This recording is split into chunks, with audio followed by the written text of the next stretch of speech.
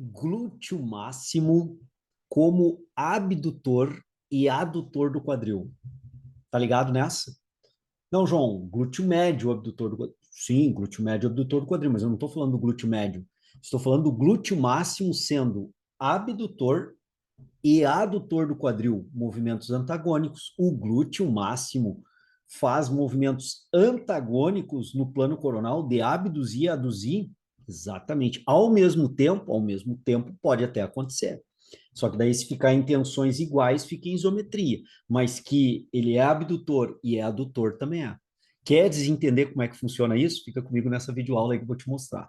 Vamos lá então, gurizada. Nós vamos na videoaula de hoje entender um pouco da mecânica de movimentação do quadril no plano coronal. E essa mecânica de movimentação do quadril no plano coronal tem como eixo, em cima da articulação do quadril, o eixo antero-posterior ou póstero-anterior. Foram coisas básicas da anatomia aqui. E nesse plano e para esse eixo, há o movimento de abdução e o movimento de adução do quadril. Perfeito? Até aí, nenhuma novidade. Coisas básicas da anatomia e da cinesiologia. Perfeito? Dentro desse prisma, nós sabemos que glúteo médio, glúteo mínimo, tensor da fáscia lata são descritos como os principais abdutores do quadril. Grácil, pectíneo, adutor magno, adutor curto, adutor longo, são descritos como fortes adutores, fazem parte do grupo adutor. Assim como o sartório também é adutor. Então, nós temos um grupo muscular adutor e um grupo muscular abdutor. Até aí tudo ok. E o glúteo máximo? Entra ou não entra nessa parada? Ele entra, gurizada. E agora eu vou compartilhar com vocês aqui uma apresentação que eu montei para nós podermos analisar isso. Então, olha lá, o que, que nós temos aqui na tela para nós nos acharmos nessa análise, né? Nós temos aqui nesse ponto o glúteo médio e aqui o glúteo máximo, ou seja, os principais glúteos da região glútea, certo? Só que não temos descrito aqui o glúteo médio. Mas não tem problema, não quero discutir o glúteo médio, a discussão é o glúteo máximo. Em destaque aqui, à direita superior, o glúteo máximo, e em destaque aqui à direita, no plano inferior, o glúteo médio. Esse sim, um forte abdutor de quadril, descrito aí nos livros claramente, né, destacadamente com isso. Agora, a questão que eu descrevo hoje e pergunto para vocês é o seguinte: e esse cara aqui, e o glúteo máximo, vocês têm noção que ele pode ser tanto abdutor quanto adutor do quadril? Vocês têm a ciência e a clareza de como que o glúteo máximo pode abduzir o quadril e como que o glúteo máximo pode aduzir o quadril? Vamos dar uma analisada nisso. Vamos dar uma verificada como que esse cara aí, o glúteo máximo, pode abduzir ou aduzir o quadril. E para isso, gurizada, vamos passar para o próximo slide aqui. Olha só, se liga aqui comigo. Vamos analisar pormenorizadamente, detalhadamente aqui, tá? Então, nós temos o glúteo máximo, e eu estou desenhando ele rapidamente aqui. Ó, posicionamento, não vou entrar em origem e inserção, eu gosto de trabalhar com pontos de ancoragem do glúteo máximo, pontos de fixação. Se tu tem dúvidas sobre isso, dá uma olhadinha nesse card que tem bem agora aqui, à nossa direita da tela. Tu vais identificar nesse card as ações do glúteo máximo e eu descrevo daí as origens, inserções, fica bem detalhado. Dá uma olhadinha aí, que nessa videoaula dessa série tu vais entender melhor, beleza? Bom, agora é o seguinte, o glúteo máximo está desenhado aí. O que mais nós temos que ter clareza? Estou fazendo uma análise agora aqui que é necessária para nós podermos analisar com calma as ações abdutoras e adutoras do glúteo máximo. E nós temos o fêmur, né, gurizada? Descrito aqui, o trocânter menor do fêmur, o colo femoral, cabeça hemisférica do fêmur, colo femoral, e aqui nós vemos o desenho do trocânter maior do fêmur, e aqui entra de novo para o eixo longitudinal, ou a região longitudinal do fêmur, né? Tá ok? Então, em verde aqui o fêmur, rapidamente descrito, sem muita precisão, não precisa ter muita decisão, o trocânter maior e o trocânter menor também descritos aqui. Ok? Perfeito? Agora eu quero chamar a atenção de vocês o seguinte, um ponto importante agora aqui, tá? Um ponto importante que vai nos dar clareza. Olhem o sentido das fibras do glúteo máximo aqui. Olhem bem. Sentido das fibras do glúteo máximo nessa região. Perfeito? Em amarelo. Agora eu vou chamar a atenção de vocês aqui, em rosa. Olhem o sentido das fibras do glúteo máximo aqui. O sentido, a direção é a mesma, é oblíqua nessa visão que nós temos, látero-posterior esquerdo da região pélvica. Nós temos o sentido das fibras do glúteo máximo também. Só que tem um ponto que eu quero que vocês entendam bem agora entre o amarelo e o rosa. Os sentidos das fibras é a direção semelhante, igual, oblíqua, de baixo para cima, de cima para baixo, dependendo ali da origem e inserção. Ok, tranquilo. Mas eu quero que vocês observem agora comigo isso aqui, ó. O eixo antero-posterior fica posicionado aqui, eu estou colocando até equivocado, deixa eu colocar melhor. O eixo antero-posterior fica mais ou menos posicionado aqui, ó. Certo? O eixo antero-posterior ou póstero-anterior do quadril, que corresponde ao plano látero-lateral. Perfeito até aí? Tranquilo até aí? A partir desse entendimento de anatomia e cinesiologia básica, nós vamos entender como que o glúteo máximo é abdutor e adutor do quadril. Olha só, eu vou vetorizar agora, vou fazer vetores aqui, e pensem na tração sobre o trocânter maior dessas fibras aqui. Que tipo de tração teria sobre o trocânter maior essas fibras do glúteo máximo? Elas que estavam em amarelo, e agora eu estou colocando em preto os vetores de tração partindo das regiões de trocânter, por exemplo. Tá? Na verdade, eu posso colocar até desse ponto aqui, junto ao fêmur, que é o ponto de fixação, até aqui. Superiores ao eixo látero, ao eixo antero-posterior, ou póstero-anterior. As fibras que se encontram superiores a esse eixo. Essas fibras vão ter uma tração diferente do que, se eu analisar, por exemplo, as fibras inferiores aqui. Abaixo do eixo, de novo, antero-posterior. Olha, estou colocando vetores. Ah, João, mas esses vetores não estão com a precisão biomecânica, mas não preciso fazer uma tese de doutorado. Eu preciso só compreender isso. Eu não preciso ter uma precisão rigorosa, como tem um estudo científico e uma tese de doutorado. E está tudo certo, e tem que ter. Mas para nossa visão, entendimento e clareza na sala de musculação, precisa ter uma visão clara disso. Não tão rigorosa. Precisa entender por que, que o glúteo máximo é abdutor e adutor. Vejam que a direção e sentido é a mesma, estou abaixo do eixo. E as fibras superiores, obviamente, acima do eixo antero-posterior ou póstero-anterior. Ok até aí?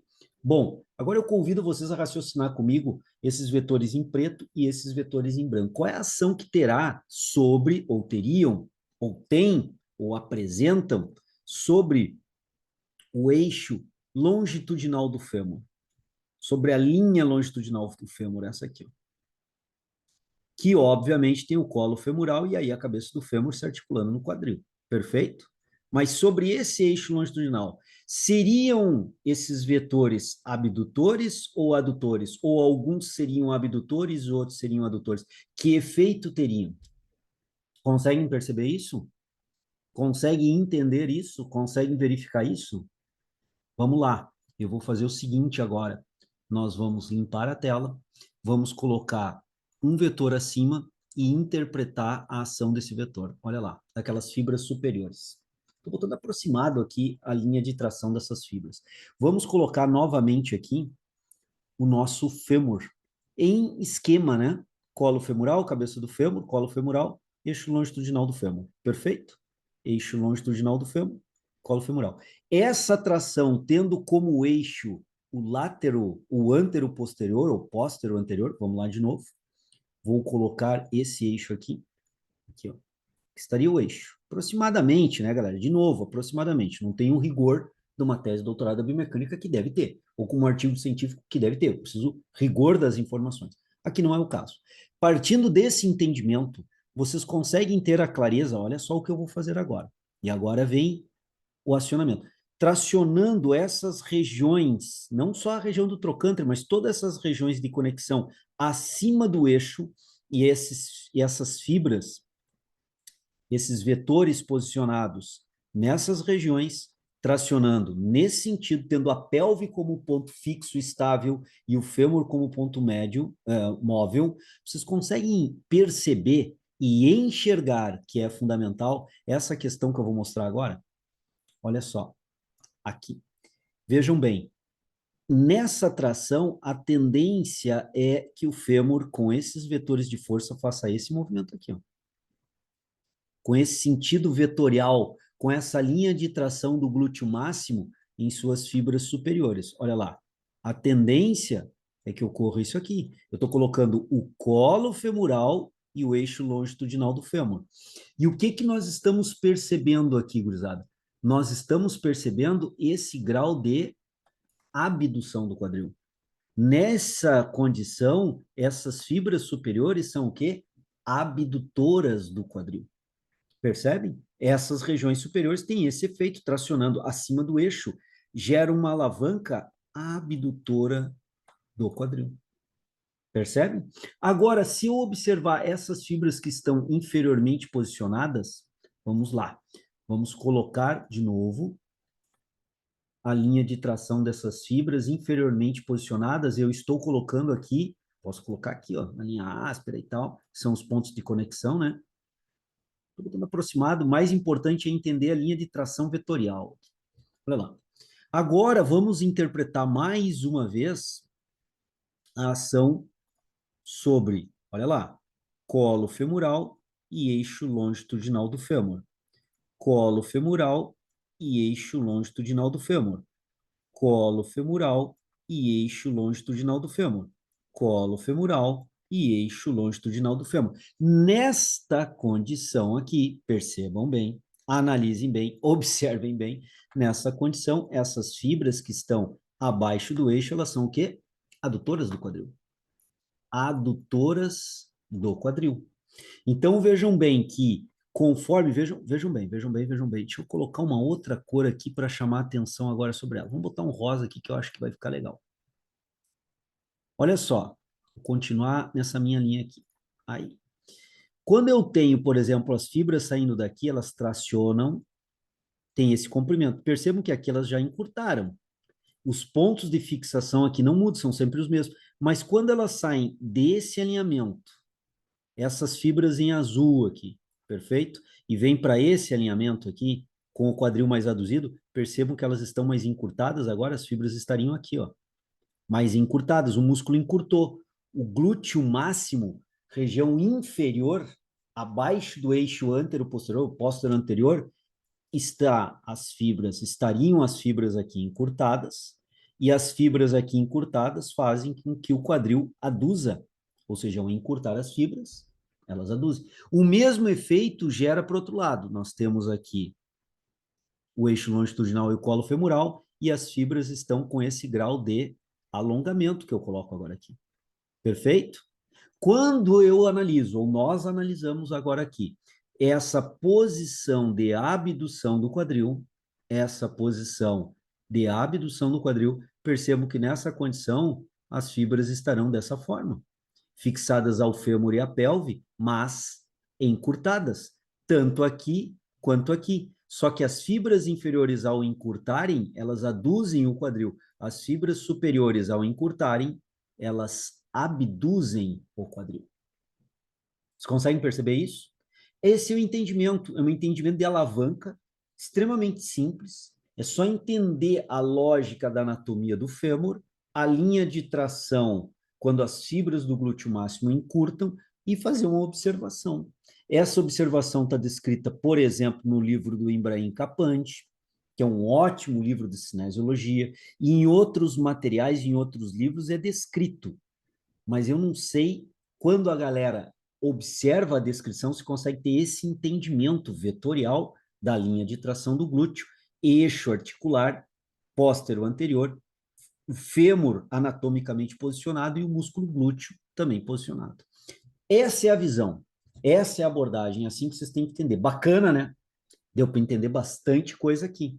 Acredito eu, preparei essa aula, essa videoaula, para que vocês entendessem com qualidade e compreensão exata o que está acontecendo. Não fiz uma precisão rigorosa, ajudou, gurizada, contribuiu, agregou, então contribui comigo agora, retribui para o canal.